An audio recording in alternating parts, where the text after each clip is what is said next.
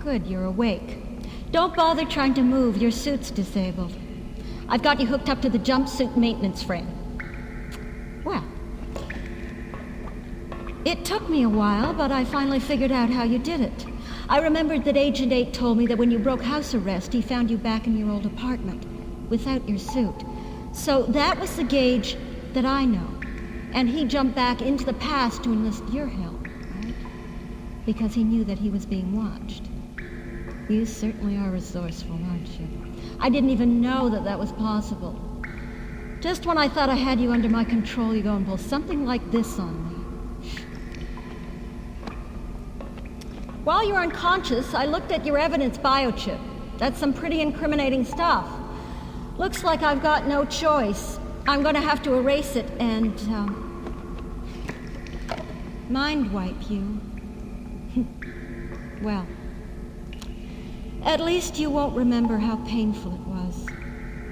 In fact, when you wake up back in your apartment in the year 2319, you won't remember that any of this ever happened. Or, will happen, I guess. Well, first, I've got to send back the Environ cart that you stole from me.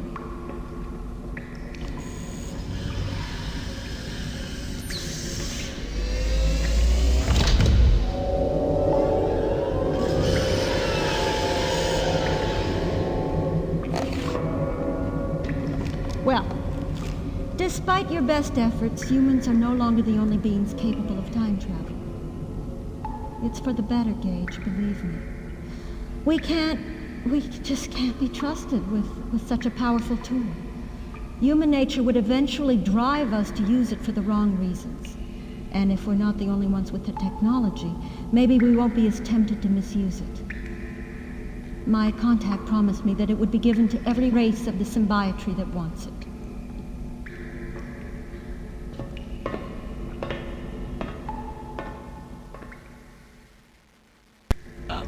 Gage, this doesn't look good. The jump controls are locked out and she's got you completely immobilized. While you were taking a commercial break, she hooked us up to this thing. She's been downloading stuff from your biochips ever since. She hasn't discovered me yet, but I'm afraid it's just a matter of time. I keep trying to sneak a peek down the data stream. I'm afraid I'm gonna stand out like a rat in a garden hose. Hey, that was pretty good. Anyway, I'll keep trying. You probably think that I'm ill, that I'm insane. I really can't blame you. I mean, no one from our generation has ever seen how aggressive we can really be. Or the generation before us, for that matter. Or the ones before that. But every single one of my historical research missions involved studying war. I've been to the Nazi death camps and Hiroshima. I've seen the terrorist massacres. I've lived it. I know. You can't possibly imagine the horror of seeing a bustling city of thousands vaporized by a nuclear firestorm, or a crowd of people shredded into bloody ribbons by a single shrapnel as you watch, helpless. But that's what happens when we feel the need to bare our teeth. It's human nature. And it's not something that just a couple of 100 years can erase. Look around you. Do you know what this place is? It's a missile silo. Well, a few centuries ago, there were tens of thousands of these, and each one contained a nuclear missile powerful enough to obliterate an entire sector. That's enough to destroy the world 50 times over.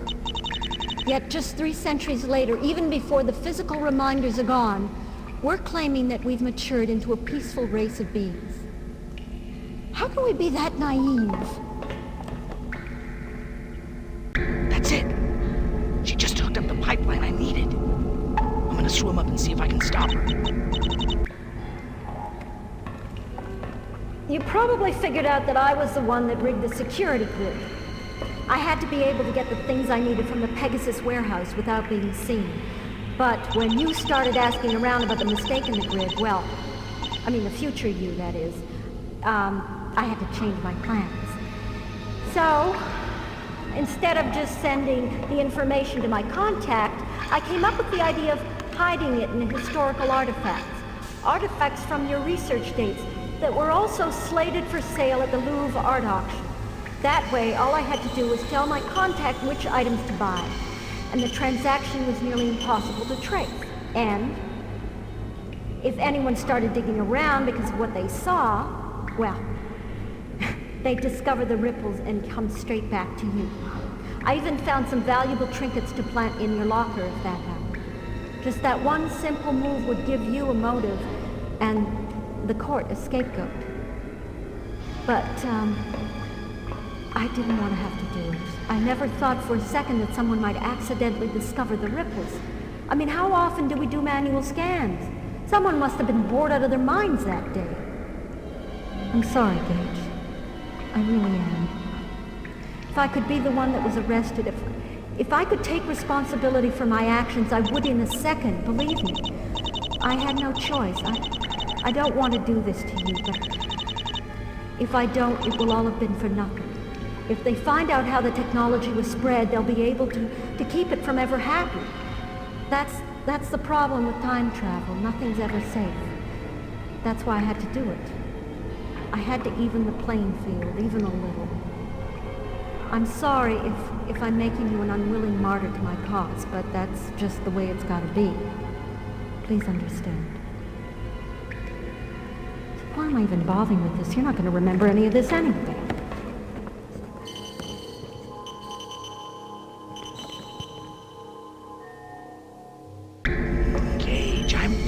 It's all hooked up, everything. It's all controlled through the neural link into her suit. You can create a virus and shut the whole thing down. Just need to get into it. No, there's a password, Gage. I need a password. What do you know about Michelle? I'm setting up an interface link for you. I need a password or we've both got instant Alzheimer's. See what you can dig up. Hurry!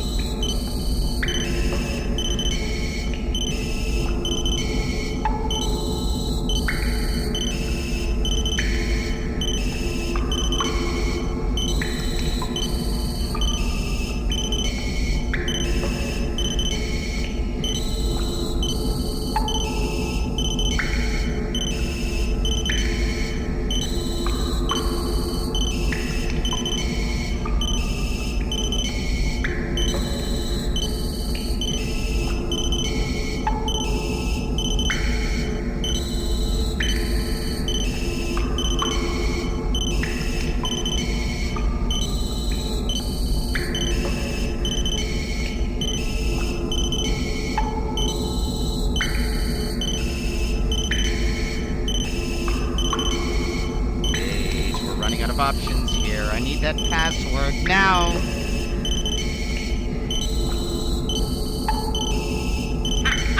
That's it! We're in! Only there's one thing I didn't tell you, Gage. You're gonna have to do the rest without me. I'm the virus. Thanks for the adventure. I'll see you on the other side. What's going on?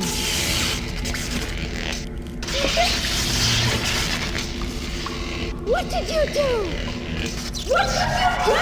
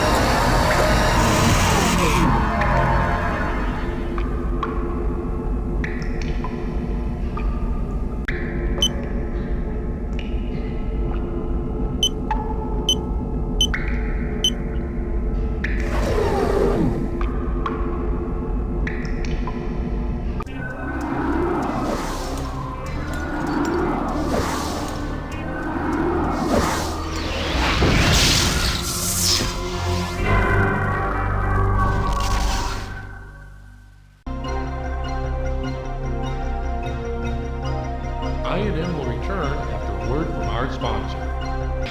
The soon-to-be-released Gino, A Fond Remembrance, is Volume 4 of G-Tech's Rock Through the Ages collection. Never before has there been a video collection that captures the many moods of Gino Andrews. You'll hear the melancholy Gino. So many songs about the rain. The rebellious Gino. When you're selling yourself, set a price to pay. When you're selling yourself, make it some way. Yes, the carefree Gino. It's been my dream to be a traveler of sorts, to visit all kinds. And of course, the lovesick Gino. A song for her is all she wants from me. All of his chart-topping videos are here, brought back from the archives of the past and completely remastered in stunning 4D sound. In fact, Gino, A Fond Remembrance is the most complete collection of Gino's hits ever compiled on one EC. Call our toll-free ShopNet line now and receive a free sample from the upcoming EC that's bound to be an instant classic. Gino, A Fond Remembrance.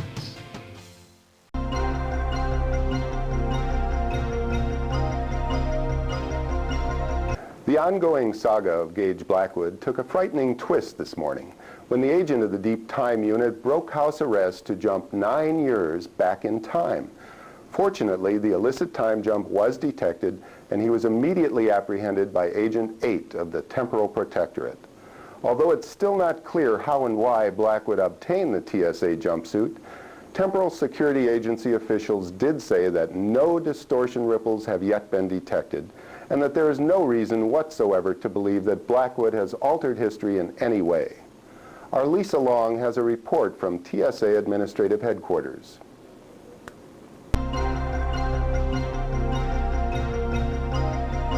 In a strange turn of events that can only be described as unimaginable, the highly decorated Gage Blackwood, better known as Agent 5 of the Deep Time Unit, has been arrested and put on trial for the crime of historical sabotage. We apologize for the lack of trial footage, but because of the sensitive nature of the material being presented, no recording equipment has been allowed into the tribunal wing of the United Ministry Complex where the trial is being held. The drama unfolded 3 weeks ago when Agent 2 of the Temporal Protectorate discovered 4 distortion ripples while conducting an unscheduled historical scan. As it turned out, the dates of the ripples exactly coincided with times to which Agent 5 had been sent for research purposes. The agent immediately contacted his supervisors, and on their orders, 3 agents were sent to apprehend Agent 5, who offered no resistance.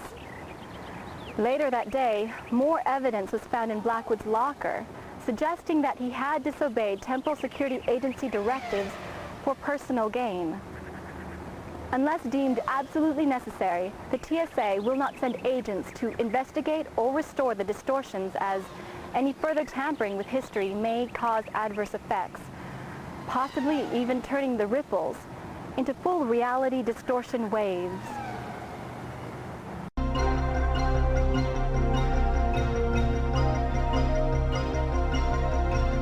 Prosecuting attorney Phil Stevens alleges that Agent 5 intentionally altered the past in 4 of the 10 time zones to which he had been sent for research purposes, his only apparent motive being personal gain. In so doing, Agent 5 would have knowingly violated Temporal Security Agency ethics, as well as the law. As temporal sabotage in any form is considered the worst possible crime against humanity, Stevens is aiming for the maximum allowable sentence. The burden of proof lies on the prosecution. They have to prove beyond a reasonable doubt that Gage Blackwood was responsible for the distortion ripples. There is strong evidence working against Blackwood, including both computer records that place him at the altered historical locations and contraband that was discovered in his locker. But the evidence alone is not enough to ensure a conviction. With this in mind, prosecuting attorney Stevens has directed his questioning toward eliminating other possible explanations for the ripples. Witnesses for the prosecution have included Agent 2 of the Temporal Protectorate, the TSA's chief technician, and the designer of the circuitry for the jumpsuit.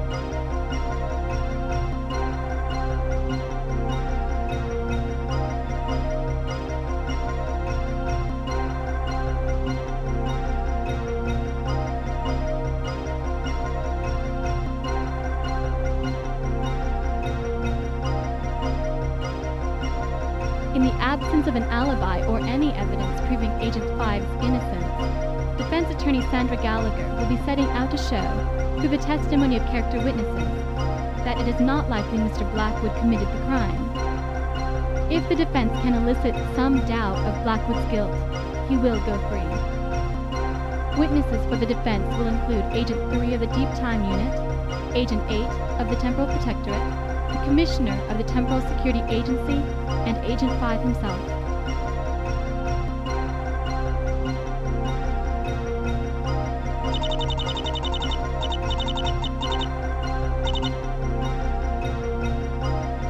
The defense has not yet had the opportunity to present its case. However, we have contacted both the Chief Technician and Commissioner of the TSA to ask them their feelings on the arrest of Gage Blackwood. Neither Agent 3 of the Temporal Security Agency nor Mr. Blackwood could be reached for comment.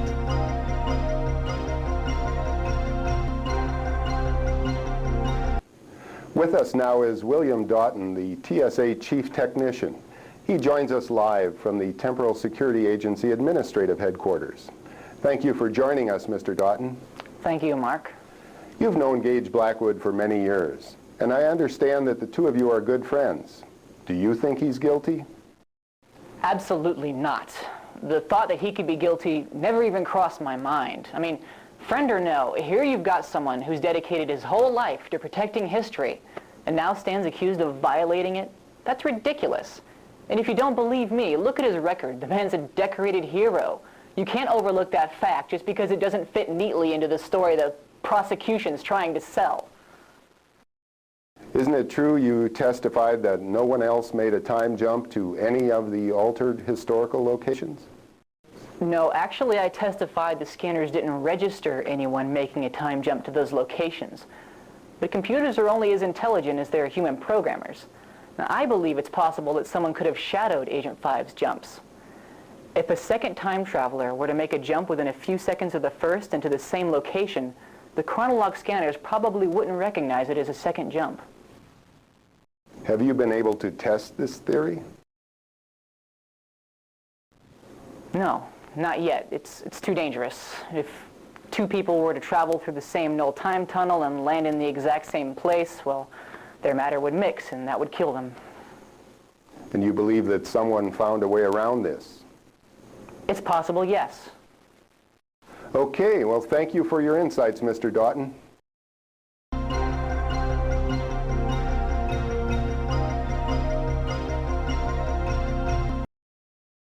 I have with me now Commissioner Jack Baldwin of the Temporal Security Agency, who's coming to us live from TSA Administrative Headquarters. Commissioner, thank you for joining us. Now, the first and most obvious question is, are you confident in your arrest of Gage Blackwood as the perpetrator of this crime? We had to arrest Agent 5 because of the evidence, not because we think he did it. There was an obvious transgression. Someone was responsible for it, so we arrested the person to whom the evidence pointed. Now it's up to the courts to determine whether or not he's guilty. So you believe he's innocent? Absolutely. I've known Gage ever since he joined the TSA. In fact, I'm the one who recruited him. Gage Blackwood is a member of an endangered species. Gage Blackwood is a hero. He has put his life on the line many times to prevent this exact thing from happening. There's absolutely no way he would have abused his position at the risk of a single life, let alone history as we know it. Now, it just doesn't make sense. Mr. Blackwood has been an agent for quite a while now, 13 years, I believe. Is it possible that the temptation just became too great for him to bear? No. Gage is as committed to his duty now as he was back when he apprehended Elliot Sinclair. He was, and he is, our finest agent. Okay, let's assume for a minute that he did do it. Knowing that he would be facing life imprisonment on Vega Thalon, do you feel that he would plead guilty? First of all, it's a moot point because he didn't do it. But, presuming he did, knowing Gage, I'd say he had a damn good reason. And he would have confessed immediately. He wouldn't have pretended innocence, not for 1 minute. Bottom line, Gage Blackwood is no criminal. Gage Blackwood is a hero. Okay, Commissioner, it looks like we're out of time. Thank you.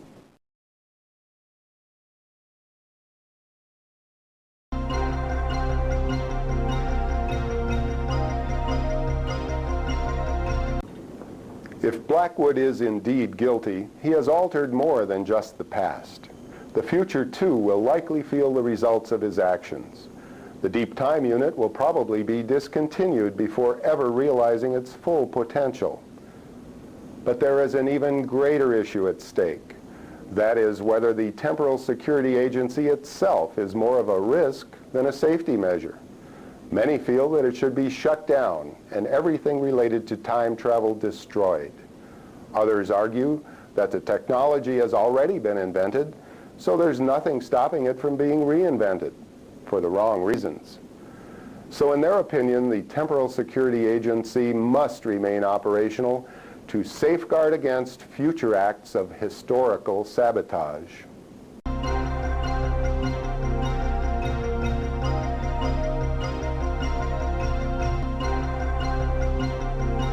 INN will return after word from our sponsor.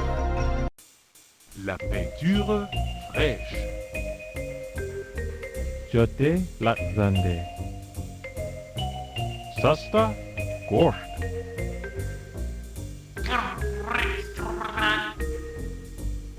If you hadn't understood those important messages, you would have just wet paint. Screwed up your best suit. The Flippity Van Ven. Driven off of a cliff. Cheap meat. Been poisoned. Restaurant smoking in the lobby. And peed your pants on a foreign planet. Yes, for all those reasons and more, there's the Omniglot DM dual-mode translator biochip from Samco. Just pop the Omniglot DM into any standard biotech interface and voila! No more frustration, no more confusion. The Omniglot DM instantly translates the written and spoken forms of any known language. It does it all! The Omniglot DM translator biochip from Samco. Get it today! Samco Translator Biochip available at Frugal's and other fine stores for a low price of $199.90 or order over ShopNet. Product order code 689-22378. That's 689-22378. Order now.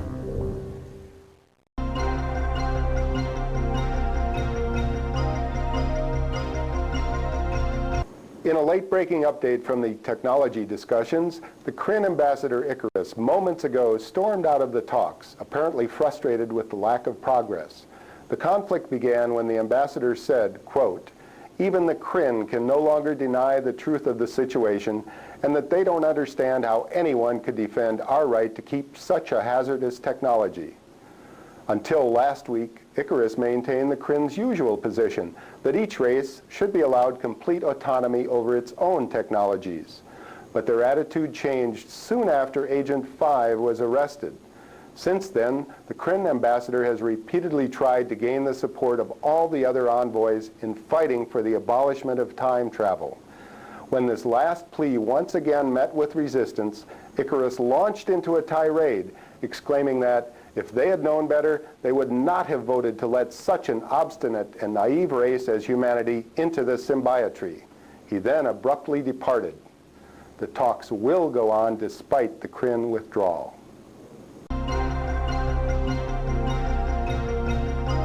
The heads of ministry will continue to meet with symbiotree representatives today in the Assembly Hall of the United Ministry Complex. These talks were requested by several member races as a forum in which to discuss the place of time travel technology in the symbiotree of peaceful beings. Today marks the beginning of the third week of negotiations, yet there is still no end in sight. Sarah Michaels is standing by at the United Ministry Complex with a report.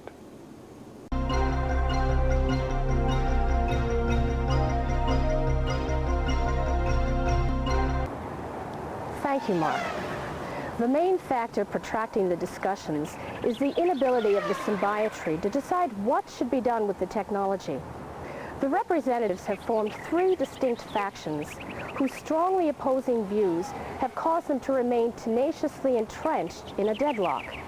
While one group believes we are committing the unforgivable act of hoarding a vital technology, a second supports the symbiotree tenet that each race has sovereignty over its own technologies. The third contingent, which has grown in strength since the arrest of Agent 5, contends that time travel represents a threat to every race of the symbiotree and should be destroyed altogether. Even though most attending races strongly disagree with humanity's sole ownership of the technology, our heads of ministry refuse to acknowledge their arguments, citing its inevitable misuse as their foremost concern. Therefore, barring symbiotry action, it is unlikely that the status of time travel as a proprietary technology of Earth will change.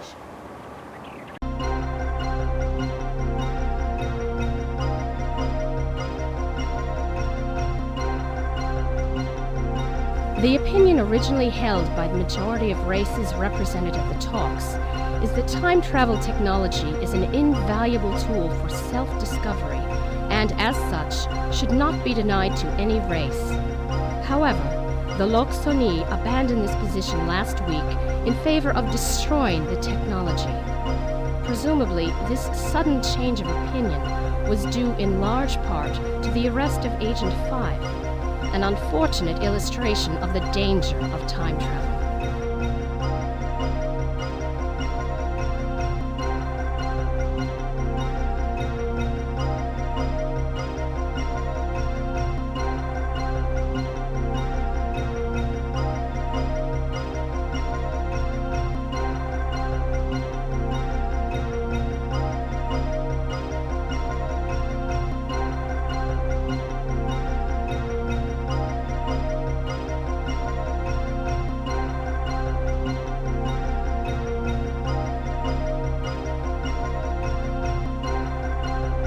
The opinion originally, the Dorlun and Zhang Trakar, on the other hand, have continued to cling tightly to their convictions.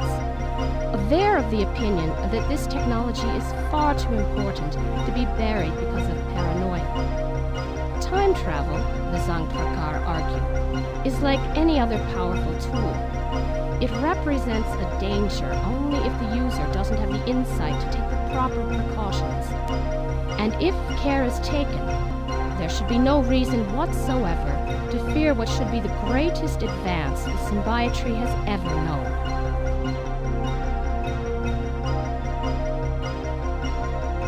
Perhaps Grandin Farlink, the Dorlun emissary, stated the feelings of these two races most eloquently.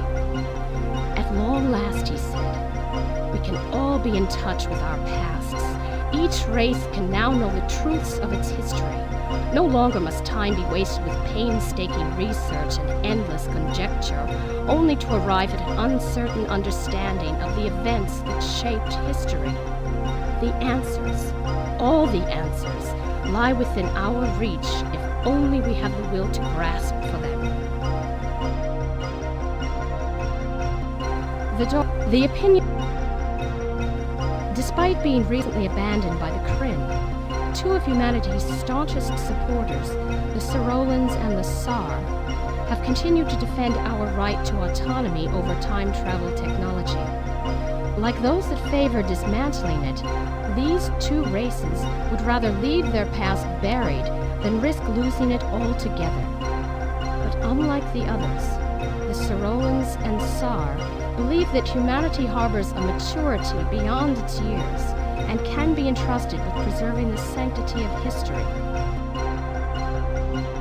In fact, they suggest that our closeness to our violent past makes us even better suited to manage time travel, as the dire consequences of the misuse of technology still stain our racial memory.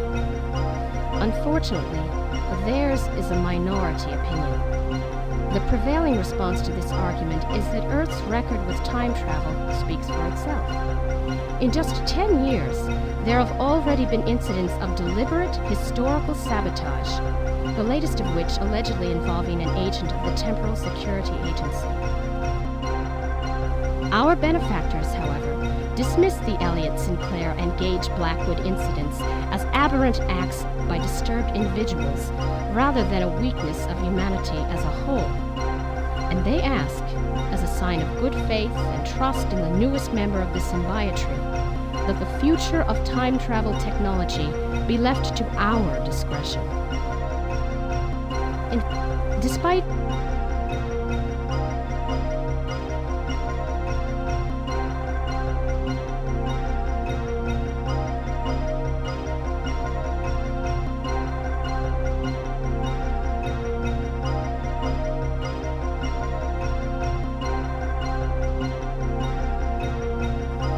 despite being The third viewpoint, which was originally held only by the Unwa, is that the existence of time travel technology represents a threat to the history of every race in the symbiotree. For this reason, these races feel that all existing time machines should be completely dismantled. Following the arrest of Agent 5, the Loxoni changed their allegiance from petitioning for the release of time travel technology to requesting its destruction.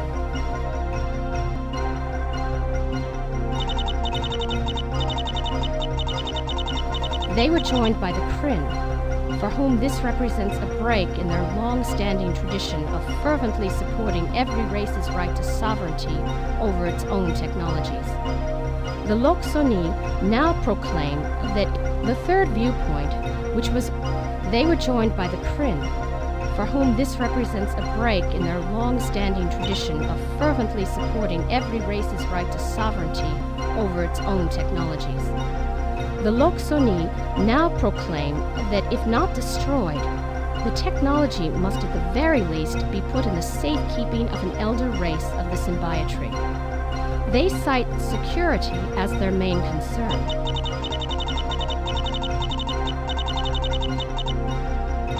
Like the others that share their goal, they feel they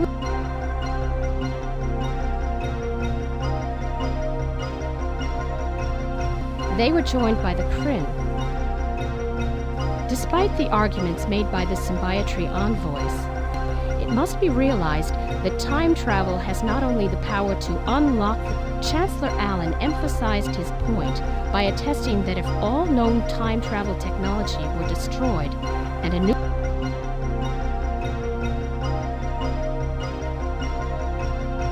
INN will return after a word from our sponsor.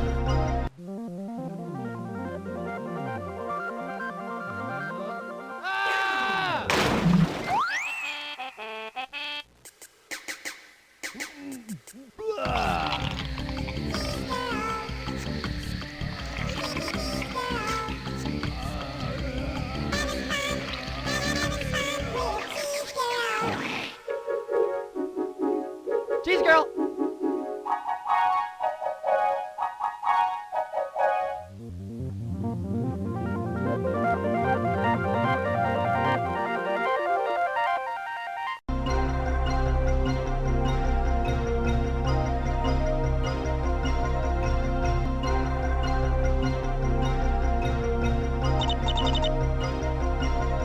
In a last-ditch effort to stay afloat, the Louvre Art Museum held an auction of unprecedented scale yesterday. The museum was forced to sell off many of its older collections to pay off creditors and to raise funds desperately needed for renovations to the facility. In a fervent display of support, the art community rallied around the historic landmark, showing that the museum itself is every bit as valuable an artifact as any of the works of art it contains. Thanks, Mark. The Louvre's financial difficulties arose from a combination of rising maintenance costs. The 4 items that the unidentified bidder purchased included the Toltec Mayan ceremonial coffer, King Richard the Lionheart's sword from the Crusades, Leonardo da Vinci's Codex Atlanticus, and an interactive sculpture entitled Self-Awareness, credited to Kenneth Farnstein. Attendees of the auction said the buyer did not try to purchase any other items, but immediately made an excessive bid on these 4 artifacts as soon as the bidding opened. Experts estimated that the unidentified man paid at least 7 billion credits more than the true value of the pieces, but none could say why he was so interested in 4 such disparate artifacts. They eventually conceded that it may have simply been their rich histories that intrigued him.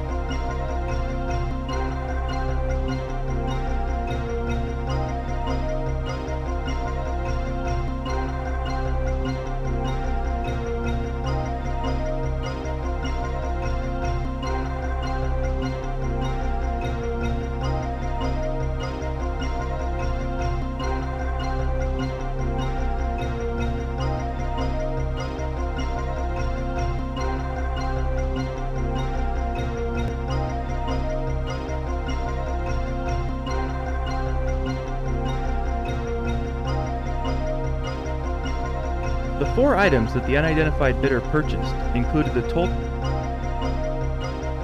The events surrounding the arrest of Agent 5 bring back, for most, memories of the Elliot Sinclair incident.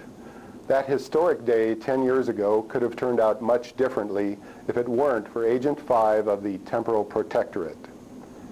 After building the first ever functional time machine, only to have the government shelve the project because it was considered too dangerous, Sinclair decided to sidestep the politicians and build his own temporal transporter. Years later, when the Sorolans made contact with Earth to offer us a place in the symbiotry of peaceful beings, the xenophobic scientist suddenly found himself with a new purpose. Fearing an alien invasion, he tried to convince the public that the Sorolans were not what they appeared to be. But this endeavor met with little success. Frustrated, exasperated, and on the verge of insanity, Sinclair formulated a plan to make Earth a more difficult target for the Sorolans. On the day of the Sorolan ambassador's arrival, he sent each of his 3 robot minions back in time to change the course of history. The first he sent to create a nuclear scare that would prevent world unification and prolong the Cold War. The second was to destroy the Morimoto Mars colony and make it look like the work of an alien race. And the third Sinclair sent to kill Dr. Enrique Castillo, the individual who was most influential in convincing humanity of the benefits of joining the symbiotry. His backup plan, should his robots have failed, was to assassinate the Sorolan delegate. It was our good fortune that Agent 5 was on duty at the Temporal Security Annex that day. He detected the temporal distortions, stopped each of the androids, and then apprehended Sinclair himself. That fateful morning made a hero of Agent 5 and spawned the blockbuster holoflick, The Journeyman Project. Elliot Sinclair was put on trial and found guilty of all charges. He was sentenced to life imprisonment on Vega Thalon and hasn't been heard from since.